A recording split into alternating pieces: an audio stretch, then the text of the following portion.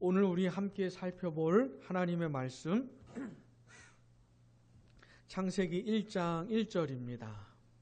우리 함께 천천히 읽겠습니다. 태초에 하나님이 천지를 창조하시니라. 아멘. 자, 우리 세한이가 대표로 한번 읽어봅시다. 시작. 아멘. 오늘은 2018년 11월 25일입니다. 여기에 모인 우리들은 각자 다른 날에 태어나가지고 지금 이 순간까지 살아왔는데 우리의 과거를 평가해 볼 때 무엇을 기준 삼아 생각을 해볼 수 있을까요? 과연 우리는 지난 날들을 하나님 보시기에 어떻게 살았을지 평가해 보는 건 굉장히 중요한데 도대체 어떤 내용이 그 기준이 되는 것일까요? 또 지금부터 시작해서 앞으로 우리에게 또 새롭게 주시는 날들을 우리가 살아가야 될 텐데 과연 어떻게 살아야 할까요? 도대체 어떻게 살아야 하나님 앞에서 잘 사는 것일까? 그걸 평가할 수 있는 가늠해 볼 수 있는 기준이 되는 내용이 도대체 뭘까요? 그것은 하나님을 아는 것입니다. 하나님이 어떤 분이신지를 알고 우리를 향한, 세상을 향한 하나님의 뜻이 무엇인지를 알고 그 뜻에 맞추어 사는 것이 기준이 되는 내용인 겁니다. 과연 우리가 하나님을 알고 있는가? 하나님의 뜻을 알고 있고 그 뜻에 맞추어서 우리가 살고 있는가? 이제까지 살아왔고 지금 살고 있고 앞으로 살아갈 것인가 하는 겁니다. 사랑하는 여러분, 이것이 우리의 과거와 현재 그리고 미래를 측정해 볼 수 있는, 재볼 수 있는 절대 기준이 되는 것이에요. 여러분, 성도가 누구입니까? 이 내용을 절대 기준으로 삼고, 물론 이건 하나님께서 제시해 주신 객관적인 절대 기준입니다. 하나님의 뜻을 알고 그 뜻에 맞추어 사는 것, 이건 하나님이 우리에게 가르쳐 주신 절대 기준이에요. 근데 성도는 그걸 자기의 절대 기준으로 삼는 것입니다. 그리고 그렇게 살아가는 사람들이 성도인 것이에요. 물론 이런 내용은 이 세상이 환영하지 않습니다. 이 세상은 절대로 환영하지 않아요. 세상 사람들은 하나님이니 뭐니 신경 쓰고 싶어 하지 않습니다. 세상 사람들이 만들어낸 그 신들이라고 하는 게 뭐냐면 그냥 자기 뜻대로 살고 싶은데 이 자기 뜻을 성취하기 위해서 필요한 것들로 사람들이 신들을 만들어낸 겁니다. 온갖 잡다한 것들을 신으로 만들고 자기가 만들어낸 것들에다가 이렇게 절하고 기도 같은 걸 하면서 자기 살고 싶은 것을 성취해보고 싶어 하는 것이죠. 이게 이제 세상 사람들인 것이에요. 그러니 살아계신 하나님의 뜻, 그 뜻에 맞추어 사는 건 전혀 관심이 없죠. 문제는 이 세상에 세워져 있는 지역 교회들에서조차도 별로 환영받지 못하고 있는 것 같은 게 문제입니다. 별로 존중받지 못하고 있는, 진짜 하나님이 누구냐? 살아계신 하나님이 진짜 어떤 분이냐? 도대체 우리를 향한 그분의 뜻이 뭐냐에 대해서 이 지역교회 안에 있는 사람들조차도 별로 존중하고 있지 않은 것 같은 그런 현 모습을 보면서 걱정이 되고 염려가 되는 것인 거죠. 앞으로 이 세상이 2018년 다 갔는데 2019년, 2020년 과연 이 세상이 어떻게 펼쳐질 것인가? 세상에 어떤 모습이 드러나게 될 것인가? 막막하지요. 안타깝지요. 그러나 세상은 세상이라고 해도 이 세상에 세워져 있는 지역교회들 가운데 과연 지역교회들은 어떤 모습으로 진행이 될 것인가 생각해 볼 때 참 염려가 되는 겁니다. 그런데 그러나 그러거나 말거나 우리가 붙들고 사는 절대 기준이 뭐냐면 하나님이 도대체 어떤 분이냐. 세상 사람들은 이러니 저러니 하는 말들이 많고 이 세상에서 우리에게 요구하는 것들도 많지만 그러나 그런 것들과 상관없이 진짜 하나님은 어떤 분이냐. 그리고 하나님이 원하시는 게 도대체 뭐냐. 그 뜻이 무엇이냐 라고 하는 겁니다. 그것을 우리가 알아가면서 온갖 세상 정신들을 거부하고 거절해 가면서 심지어 내가 원하고 내가 욕구하는 것도 거절해 가면서 그 하나님의 뜻을 절대 기준 삼아 우리가 살아가야 하는 것입니다.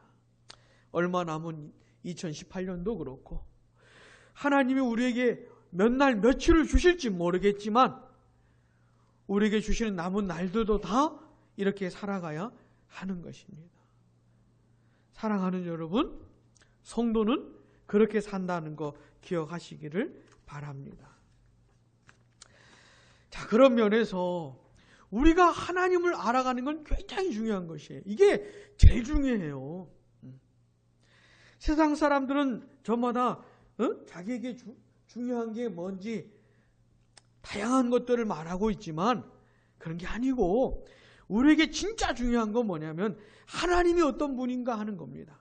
하나님의 뜻이 뭔지 알아가는 게 중요한 겁니다.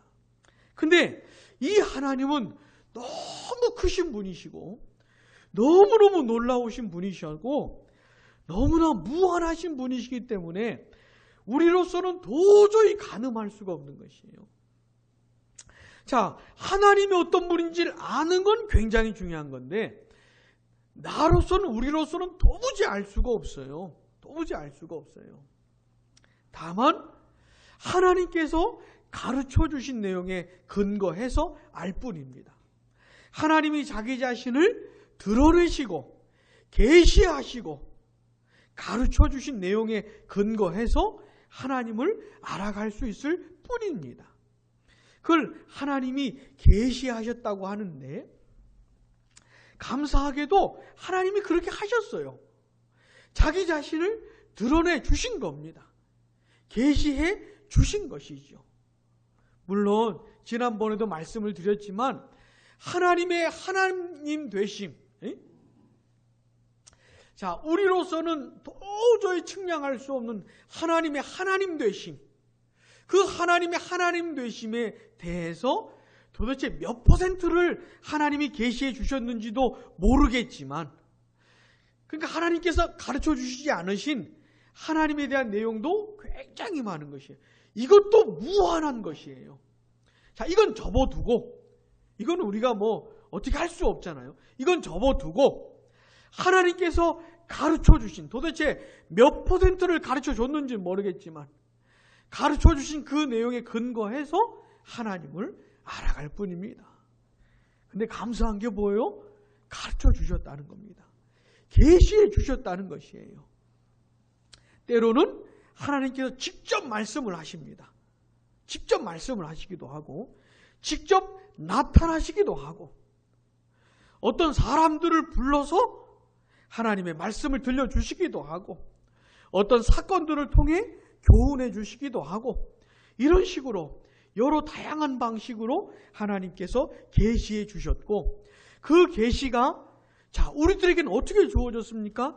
기록이 되어서 하나님이 한번 계시하신 것을 또 하시고 또 하시고 또 하시고 지금 우리들에게도 또 하시는 것이 아니고 우리들에게는 그것이 기록이 되어서 성경으로 주어진 것입니다.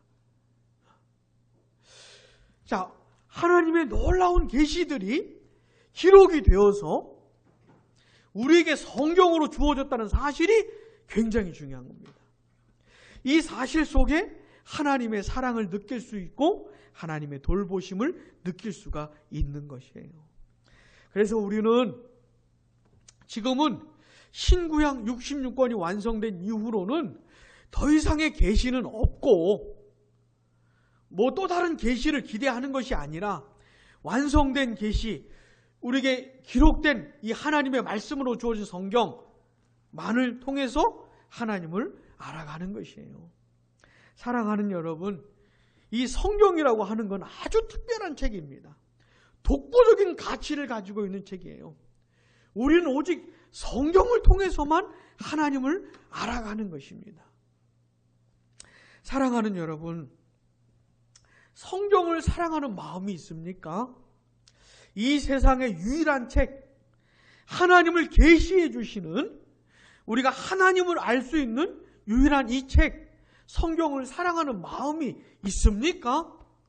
그래서 성경을 읽고 성경을 묵상하고 성경을 공부하고 성경을 붙들고 살고 계십니까? 하나님께서 우리에게 이런 마음을 더하셔서 성경 없이는 못 사는 그런 우리들이 되기를 원합니다. 자, 근데 그 성경에, 이 성경은 신구약 66권으로 되어 있는데 이 성경에 제일 먼저 나오는 책이 뭐지요? 우리나라 말로는 어떤 책입니까? 창세기죠. 창세기. 그 창세기의 첫째, 둘째, 셋째 장을 앞으로 살펴보려고 하는 겁니다. 오늘부터 시작해가지고 창세기 1장, 2장, 3장의 내용을 살펴보려고 하는 겁니다. 하나님께서 우리가 창세기 1장, 2장, 3장을 살펴볼 때 큰 은혜를 베풀어 주시기를 원합니다. 여러분, 이 성경의 첫째, 둘째, 셋째 장에는 굉장히 중요한 내용이 들어있어요. 우린 당분간 이 세 장만 살펴보겠지만 사실은 이 속에 성경 전체가 들어있다고 해도 과언이 아니에요. 우리는 이 세 장을 통해서 성경 전체의 내용을 생각해 볼 수 있습니다. 살펴볼 수가 있어요. 성경 전체의 내용을 통으로 생각해 볼 수가 있는 겁니다. 여러분, 이 신구약 66권을 전체적으로 살펴볼 때 성경 전체를 관통하는 그런 주제들이 있는데 그 중에 하나가 뭐냐면 구속사라고 하는 겁니다. 구속사. 하나님이 죄인들을 세상을 구원하는 구원의 역사. 그 구속사적인 관점을 가지고 성경 전체를 살펴볼 수가 있어요. 근데 그 구속사의 중요한 네 가지 시점이 뭐죠? 창조, 타락, 구속, 그리고 창조의 완성입니다. 이 네 가지 시점을 가지고 성경 전체를 살펴볼 수가 있어요. 아니, 영원부터 영원까지를 살펴볼 수가 있습니다. 근데 이 창세기 1, 2, 3장에 이 창조와 타락과 구속이 들어있어요. 창조와 타락, 구속이 들어있고 그 구속을 이어서 창조의 완성까지도 우리가 생각해 볼 수가 있는 겁니다. 그리고 이 성경의 첫 세 장을 알아야 우리는요, 이 세상을 알 수가 있습니다. 창세기 1장, 2장, 3장을 모르면 이 세상을 도무지 이해할 수가 없어요. 이 세상 전체를 생각해 보는 것 말고도 그냥 우리나라만 생각을 해봐도 날마다 가슴 아프고 괴로운 일들이 얼마나, 그런 소식들이 얼마나 많이 들립니까? 우리나라에서. 막 끔찍하고 무서운 소식들이 얼마나 많이 들려요. 사람을 죽이는데 얼마나 무시무시하게 죽이는지 몰라요. 도대체 세상은 왜 이럴까? 왜 이런 모양일까? 왜 이 세상에서부터는 슬픔과 아픔과 괴로움과 왜 이런 소식들이 많이 들리는 것일까? 지금도 이 온 세상에는 먹을 것이 없어 굶어 죽는 사람들이 허다하게 많고 기근과 가난에 쪄들어 살다가 죽어가는 사람들이 굉장히 많아요. 또 이 세상에는 나라와 나라가 싸우고 민족과 민족이 싸우고 지금도 그러고 있어요. 도대체 왜 그런 것인가? 왜 사람들은 서로 싸우고 나라와 나라가 싸우고 막 집단적으로 동맹을 이루어 싸우고 왜 그러는 것일까 도대체? 또 지금도요, 수많은 사람들이 온갖 질병에 걸려가지고 방법이 없어요. 막 새로운 병들이 막 생겨나고 새로운 병들에 대처할 수 있는 약이 없어요. 아무리 과학과 의학이 발달했다고 해도 도무지 쫓아갈 수가 없는. 도대체 이 세상은 왜 그런 것일까? 왜 그런 것일까? 1장, 2장, 3장을 알아야 세상도 이해할 수가 있어요. 그리고 1장, 2장, 3장을 알아야 사람을 이해할 수가 있습니다. 나를 이해할 수가 있어요. 왜 나는 이렇게 타락한 본성을 가지고 있는가? 난 왜 이렇게 악한 본성을 가지고 있는가? 내 마음은 왜 이렇게 더럽고 추하고 나쁜 것인가?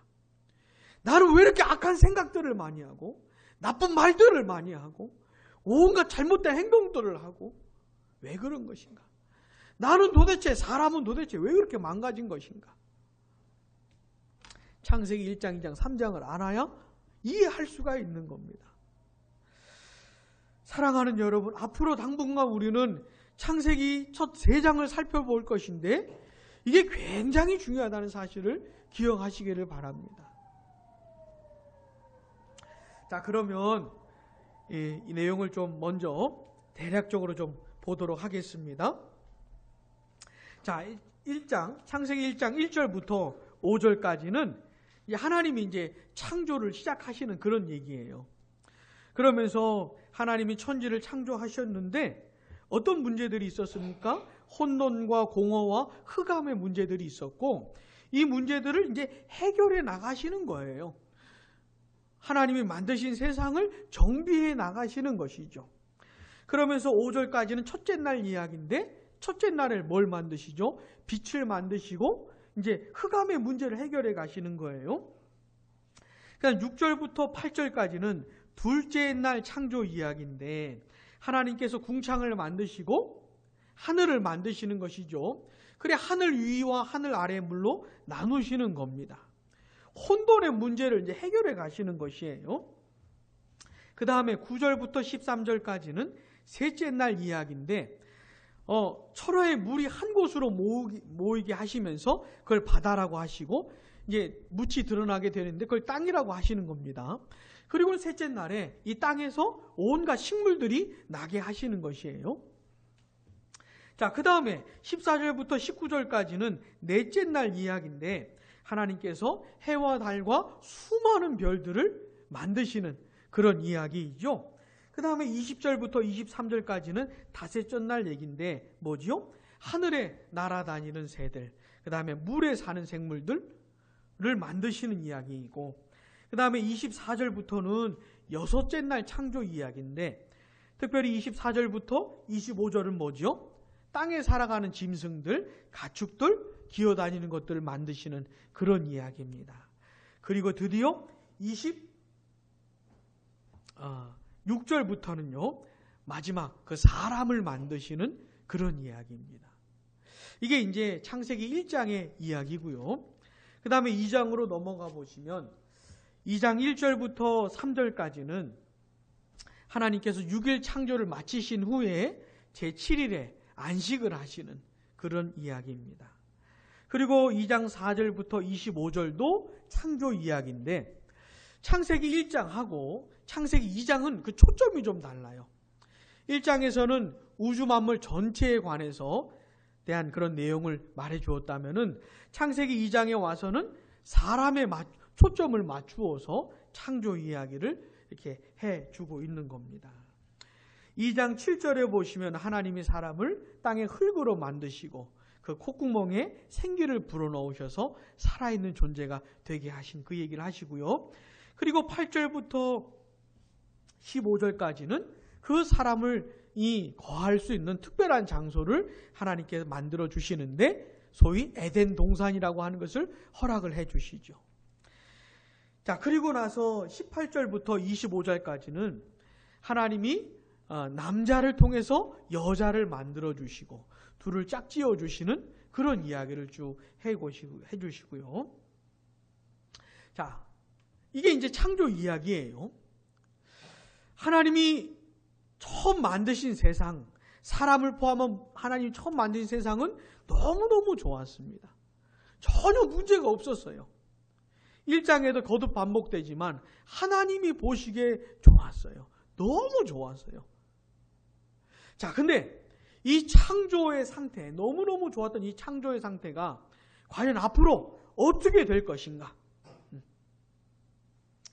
라는 문제를 하나님께서 사람을 이 피조 세계의 대표자로, 그리고 인류의 대표자로 처음 사람하고 이제 언약을 맺으십니다. 그 언약을 맺는 내용이 뭐냐면 2장 16절, 17절이죠. 소위 선악을 알게 하는 나무 열매. 이걸 가지고 언약을 맺어요. 이거 굉장히 중요한 대목입니다. 굉장히 중요한 대목이에요. 그리고 이제 그 언약을 맺은 사람이, 아담이 과연 그 언약을 지킬 것인가? 아니면 어길 것인가? 드디어 그 시험의 때가 다가오지요. 그게 이제 창세기 3장 이야기입니다. 3장 1절부터 6절까지는 시험이 다가오고 그 시험을 당한 아담이 과연 어떻게 하는지 이야기가 나오고 결국 하나님과의 언약을 파기하지요. 그리고 나서 이제 7절부터 24절까지는 하나님과의 언약을 깨뜨린 사람이 어떻게 파괴되었는지, 그들에 대한 하나님의 심판이 무엇인지를 말해 주고 있는 겁니다. 창조 그리고 타락 이야기가 나오지요. 근데 하나님께서는 이렇게 하나님과의 언약을 파괴한 사람을 포기하지 않으시고 이 세상을 포기하지 않으시고 구원의 계획을 말씀을 하시는 겁니다.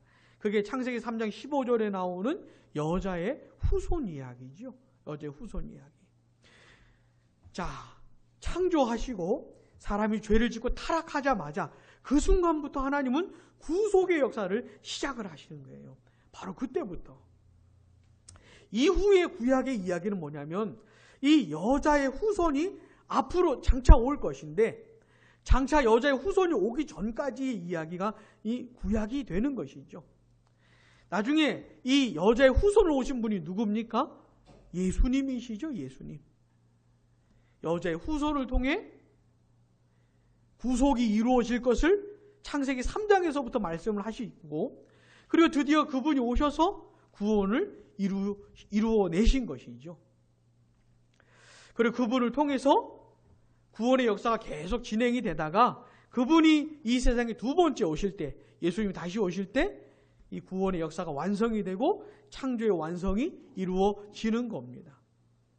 그래서 우리는 이 창세기 1장, 2장, 3장의 내용을 통해서 성경 전체의 내용을 생각해 볼 수 있는 것이죠. 앞으로 이 세 개의 장의 내용을 천천히 좀 생각해 보려고 하는 겁니다. 자, 그렇다면 하나님이 계시해 주신 것들을 이 기록되어서 우리에게 주어진 이 성경, 이 독보적인 가치를 가지고 있는 성경의 첫 번째 내용이 뭘까요? 창세기 1장 1절이 어떤 내용일까요? 우리 다 한번 같이 읽어보겠습니다. 태초에 하나님이 천지를 창조하시니라. 아멘. 사랑하는 여러분, 여러분의 마음에 새기십시오. 태초에 하나님이 천지를 창조하셨다. 요 내용. 자, 오늘은 이 1장 1절 가운데 한 가지 사실만 생각해 보겠습니다. 그게 뭐냐면, 자, 1장 1절에 주어가 뭐냐 하는 겁니다. 주어. 1장 1절에 주어가 뭡니까? 태초에 하나님이 천지를 창조하시니라. 이 문장의 주어가 뭐예요? 하나님이 주어죠. 이거는 굉장히 큰 걸 시사하는 겁니다. 성경에 창세기 1장 1절에 주어가 뭐냐? 하나님이 주어신 하나님이. 이건 굉장히 놀라운 사실을 선포하는 겁니다. 시사하는 것이에요. 사랑하는 여러분, 창세기 1장 1절의 주어가 하나님이시고 또 창세기의 주어가 하나님이세요. 사실 성경 전체의 주어가 하나님이십니다. 여러분, 성경 이야기가 뭡니까? 하나님이 어떤 분이시냐? 이거 아닙니까? 하나님이 무엇을 하셨느냐? 이거 아닙니까? 그러니까 하나님이 주어가 되세요. 뿐만 아니라 온 우주 만물을 하나님이 만드셨기 때문에 하나님이 주어이시고, 이 우주 만물을 하나님이 다스리시기 때문에 하나님이 주어가 되셔요. 이 온 세상의 역사, 인류의 역사를 하나님이 섭리해 나가시기 때문에 하나님이 주어가 되시는 것이에요. 사랑하는 여러분, 누가 주어라고요? 하나님이 주어십니다. 하나님은 처음부터 이걸 말씀해 주시는 거예요.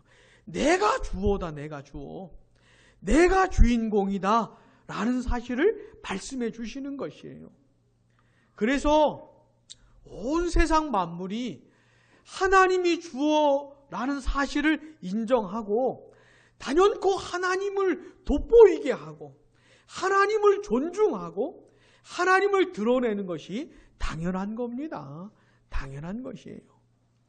특별히 하나님의 형상을 따라 지음받은 모든 사람들은 이 사실을 각인하고 이 사실을 인지하고 하나님이 주어라는 사실을 인지하고 오직 하나님께만 존귀와 영광을 돌려드리는 것이 너무 당연한 것이에요. 하나님은 처음부터 이 얘기를 하는 겁니다. 그리고 하나님은 이 세상 모든 역사를 진행해 가실 때 이 진리를 가지고 진행을 해 나가세요. 이 세상 모든 사람들에게 말씀하시는 게 뭡니까? 내가 주어다. 내가 주인공이야. 라는 거거든요. 한 사람 한 사람의 인생을 주도해 가실 때, 이 세상의 역사를 이끌어 가실 때 하나님은 이 진리를 가지고 끌고 가시는 거예요. 그러면서 계속 가르쳐 주세요. 니네가 주인공이 아니고 내가 주인공이야. 너희들이 주인이 아니고 내가 주인이야.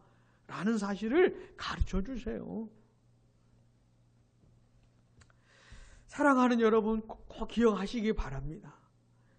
창세기 1장 1절에 주어가 누군지, 창세기에 세상의 주어가 누군지 꼭 기억하시기 바랍니다. 그런데 이 진리만큼 짓밟히는 진리가 없어요. 요것만큼. 하나님이 주어이고 하나님이 주인공이고 하나님이 메인이고, 근데 이 진리만큼 무시당하는 게 없습니다. 여러분, 이 세상에 태어나는 모든 사람들은 태어날 때부터 어떤 성향을 갖고 태어나요. 어떤 본성을 가지고 태어나는데 이 사람의 본성이 창세기 1장 1절을 무시하는 본성입니다. 가지고 태어나는 성향이 1장 1절을 무시하는 성향이에요. 하나님이 주인이시고 하나님이 주어이시고 하나님이 메인인데 사람은 태어날 때부터 자기 중심적인 성향을 갖고 태어나요.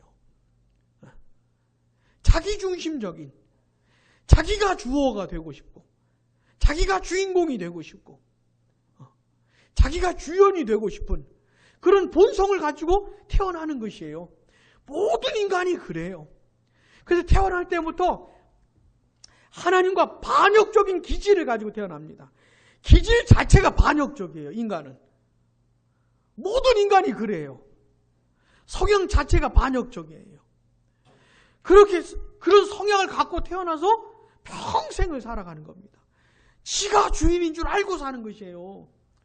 모든 인간이 그래요. 자기가 주인이 되고 싶은 성향을 가지고 욕심과 욕구를 가지고 지 멋대로 살고 싶은, 자기 멋대로 산다는 게 뭡니까?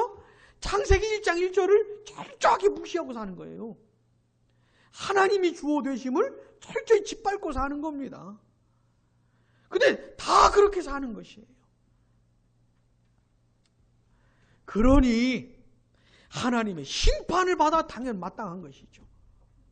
아니, 창세기 1장 1절을 무시하고 사니, 하나님의 주어 되심을 무시하고 평생을 살고 있으니 영원한 심판을 받아 당연한 마땅한 것이죠. 영원한 지옥에 떨어져 당연한 것이죠. 여러분, 이 세상 전체가 하나님께 도전을 하고 있는 것이에요. 하나님은 이 세상을 향해서 자기가 주인공인 줄 알고 사는 모든 인간들을 향해서 하나님은 처음부터 말씀하십니다. 뭐라고요? 내가 주인공이야. 니들이 주인공이 아니고 내가 주인공이야. 내가 주어야 라고 말씀하시는 것이죠. 여러분, 거듭남과 회심이라는 건 뭡니까? 거듭난다고 하는 게 뭐지요? 평생 지가 주어인 줄 알고 살았던 사람이 어느 날 어느 순간에 창세기 1장 1절의 사실을 깨닫는 것이에요. 내가 주어가 아니고 하나님이 주어이시구나. 내가 주인공이 아니고 하나님이 주인공이신 거구나라는 사실을 깨닫게 되는 것이에요. 나는 내 인생의 주어가 주인이 난 줄 알고 내 멋대로 살아왔는데 그게 아니구나. 내가 주인이 아니고 하나님이 주인이시구나. 나는 당연히 하나님 뜻대로 살아야 되고 나는 당연히 하나님께 영광을 돌리면서 살았어야 했는데 지금까지 내가 나를 위해서 살았구나. 내 뜻대로 살았구나. 내 맘대로 살았구나. 그저 내 중심적으로 살았구나. 라는 사실을 깨닫게 되는 게 거듭나는 것이에요. 거듭나기 전에는 전혀 알 수가 없어요. 내 멋대로 사는 게 죄의 핵심이거든요. 창세기 1장 1절을 무시하는 게 죄거든요. 이게 죄의 핵심 개념이에요. 자기중심적으로 사는 게. 근데 이게 거듭나기 전에는 도무지 깨달을 수가 없어요. 지 멋대로 살면서 이게 하나님 앞에서 얼마나 큰 죄인지를 깨달을 수가 없어요. 근데 거듭나잖아요? 그럼 이 사실이 청천벽력처럼 다가오는 것이에요. 수십 년 내 멋대로 산 이 세월이 잘못 살아왔다는 것을 알게 되는 것이죠. 그러면서 회개를 하는 거예요. 내 중심적으로 내 멋대로 내 원하는 대로 살아왔던 이 과거를 두고 하나님 앞에서 회개하는 것이죠. 그러면서 방향을 돌리는 거예요. 나 중심적으로 살아왔던 인생에서 하나님 중심적으로 살아가는 그 인생으로 방향을 돌리는 것이에요. 창세기 1장 1절의 방향으로 돌리는 거죠. 이게 회심인 거예요. 이게 회심. 이게 회심인 것이에요. 사랑하는 여러분, 성도는 누굽니까? 회심한 사람이에요. 엄청난 반전을 일으킨 사람입니다.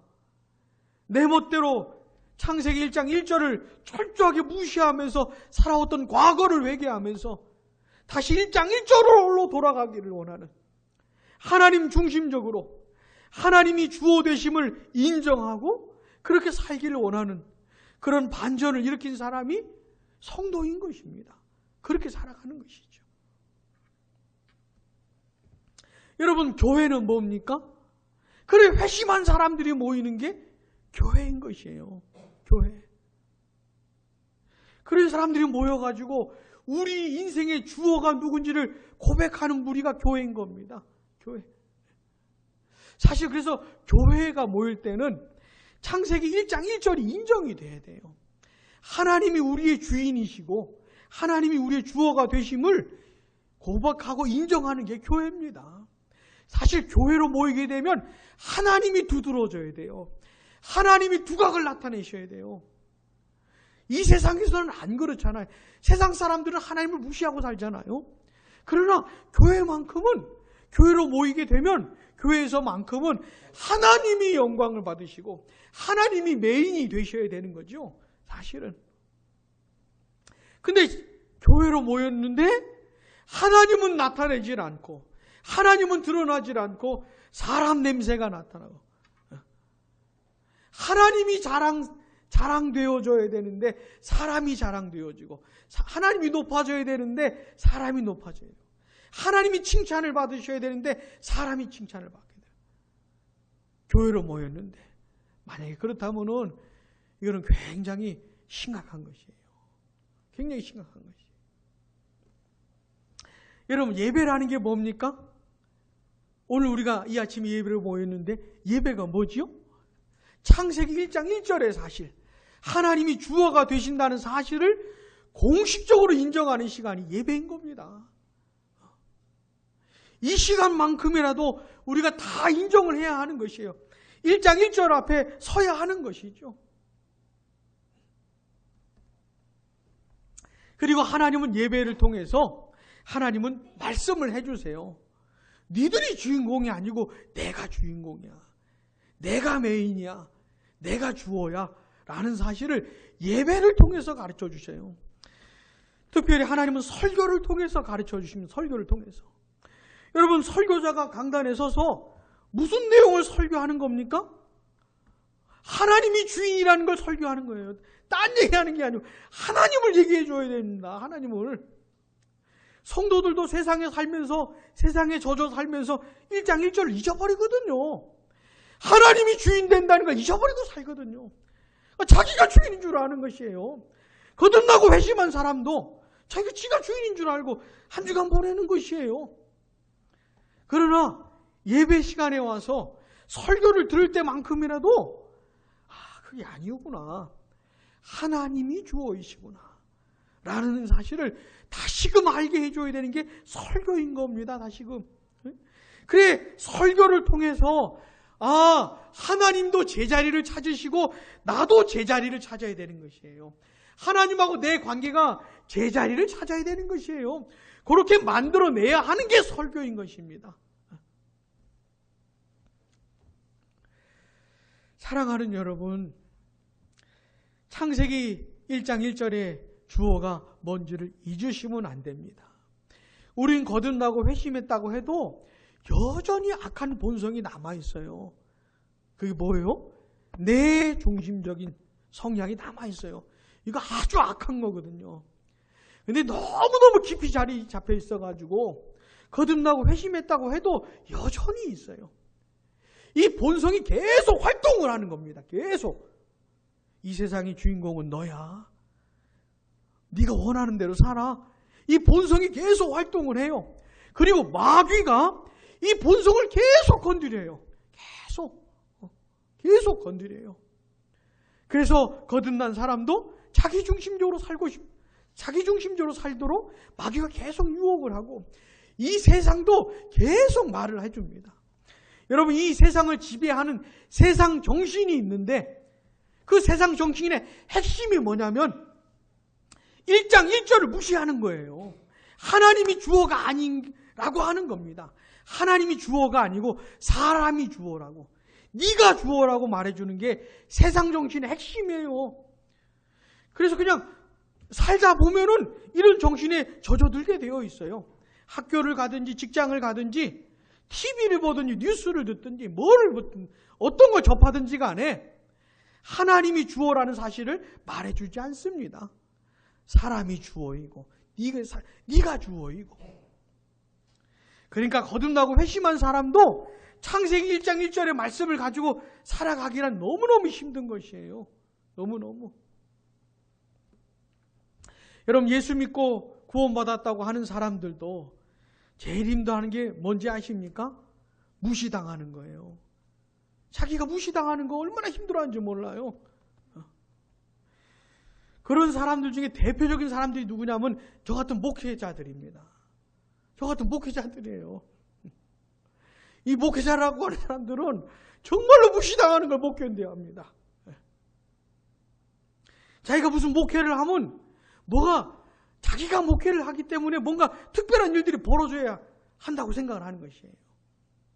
자기는 특별한 사람이기 때문에 목회 현장에서도 뭐가 좀 특별해야 되고 좀 대단해야 되고 남들하고 좀 구별이 돼야 되고 이런 욕구가 굉장히 강해요.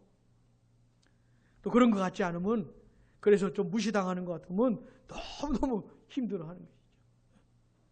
사실 우리가 살아가는 이 세상에 교회 또 목회자들로부터 목회자들이 일으키는 사건들이 많지 않습니까? 그들의 마음에 어떤 욕구가 있냐면 자기중심적인 성향의 그런 욕구가 있어요. 자기가 드러나고 싶은 거예요. 자기가 돋보이고 싶은 것이죠. 목회를 한다고 하면서도 이게 얼마나 어려운지 모릅니다. 심지어 우리는 내 뜻을 이루기 위해서 이 하나님도 도용을 하거든요. 하나님께 기도라는 것도 하면서 자기 뜻을 막 이루게 해달라고.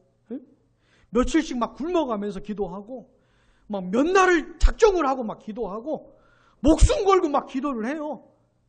하나님의 영광을 위해 기도하는 그런 게 아니고 자기가 원하는 게 있는데 이거 좀 이루어 달라고 막 죽기 살기로 하는 게 기도예요. 그거는 하나님을 섬기는 방식이 아니고 이방 종교식으로 하나님을 섬기는 겁니다. 우상 종교에 가깝게 종교 생활을 하는 것이에요. 근데 교회 안은 그런 사람들이 너무너무 많아요. 너무너무 많아요. 얼마나 많은지 몰라요. 사랑하는 여러분, 창세기 1장 1절을 기억하시기 바랍니다. 1장 1절 앞에 서시고 끊임없는 우리 악한 본성을 거부하면서 마귀의 유혹을 이겨내면서 세상 정신을 거절해 가면서 1장 1절을 받아들인 사람으로 내 인생에 하나님이 주어 되시기를, 나는 좀 시들어지고 나는 무너지고 나는 나약해져도 하나님이 드러내시고 하나님이 나타내지기를 기뻐하는 그런 사람들로 살아가시기를 원합니다. 기도하겠습니다.